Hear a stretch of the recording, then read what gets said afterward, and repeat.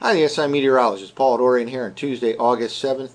Well, more comfortable humidity levels here in the Mid-Atlantic region, at least from Pennsylvania north and east. It's still quite humid across the Washington, D.C. region, but dew points have dropped to the low 60s in the southeastern part of Pennsylvania and into the 50s across New York City. Much more comfortable than it's been. However, that humidity will increase again for the second half of the week, and we'll have additional chances for showers and thunderstorms as we approach the end of the week. In fact, looks like there could be some heavy rain, maybe even some severe weather late Friday into Saturday as a rather strong frontal system approaches the East Coast. Still quite active in the tropics. We'll have a couple systems to look at.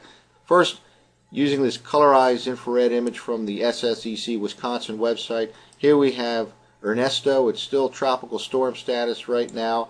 However, it very likely could become a hurricane as it approaches the Yucatan Peninsula of Mexico, which is right here, the country of Belize, right here. Over the next 12 hours or so, this very well could become a hurricane and slam into the land areas of the Yucatan Peninsula. After that, it should weaken as it crosses the land, but it'll dump lots and lots of rain on that part of Mexico and then probably head right in westward into central Mexico.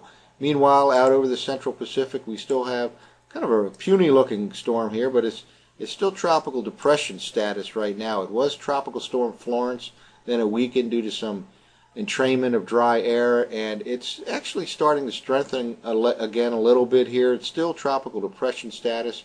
It is named Florence, and we'll continue to watch. That'll take a more northerly track compared to Ernesto, headed in this general direction, so we'll continue to monitor that over the next several days.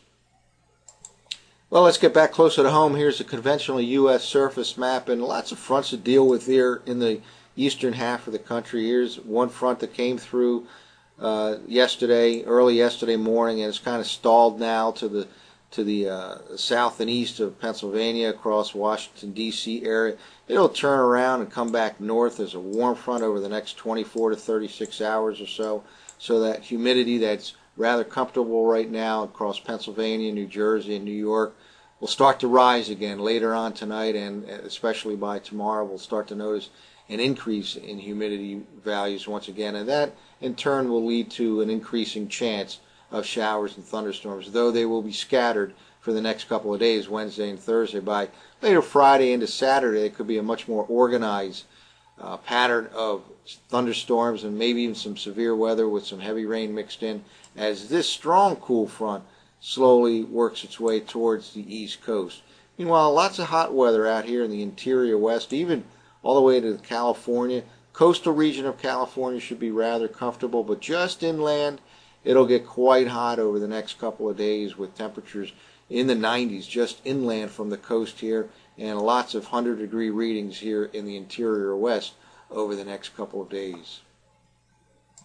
Here's a nationwide loop of the infrared satellite from the SSEC Wisconsin website. Way down here on the edge of our satellite image loop right here is Ernesto.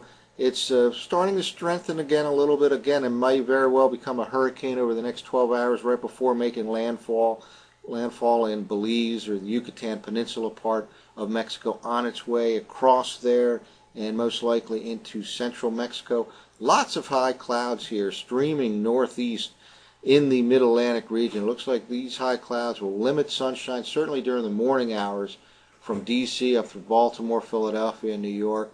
And again, that could shave a couple of degrees off the possible highs for this afternoon, which for the most part should be in the upper 80s with moderate humidity levels.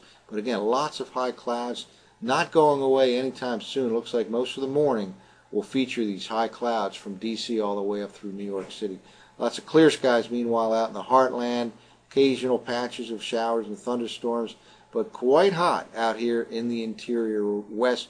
You can see the whole upper level high pressure zone, which has been kind of sitting over the south central U.S., has shifted westward. You can see this clockwise flow indicated by these clouds here as that high pressure ridge has kind of shifted west, and with it the hot weather has shifted west as well. Again, just inland from the coast in California, they'll have temperatures way up in the 90s and lots of 100-degree readings out here today and the next couple of days in the interior west.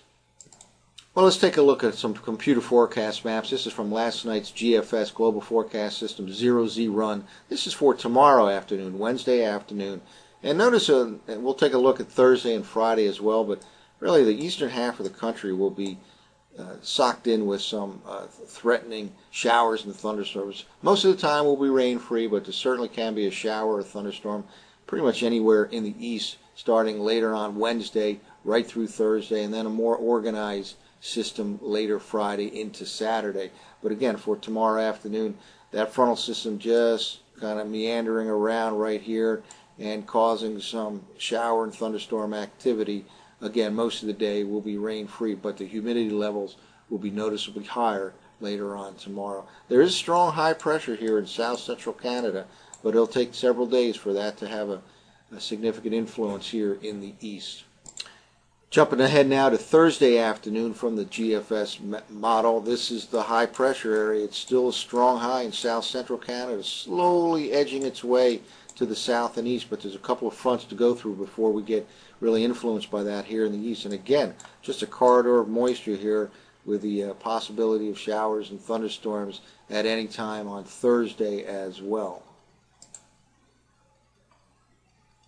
Meanwhile, mostly just dry and hot out here in the western half, especially the interior west, with 100-degree readings possible in many locations, not only on Thursday, but for this afternoon and probably into Friday as well. Finally, let's take a look at Friday's map from the GFS model. Here's that strong high, still slowly edging in, but there's quite a frontal system now approaching Mid-Atlantic region. This is for Friday afternoon, and this is probably the best bet for some heavy rain and maybe even severe weather threat later Friday into Saturday as this front slowly works its way to the east coast. There should be some heavy rain in the late week period here in the Mid-Atlantic region. By about Sunday, it looks like that'll be out of the picture, and Sunday looks like a rather nice day at this point, but the threat for some showers and thunderstorms, more organized nature on Friday and Saturday, with some scattered shower and thunderstorm activity on Wednesday and Thursday. Still hot out here in the western states. That'll continue right into the weekend. Well, that's it for now for the SIweather.com. I'm the SI meteorologist, Paul.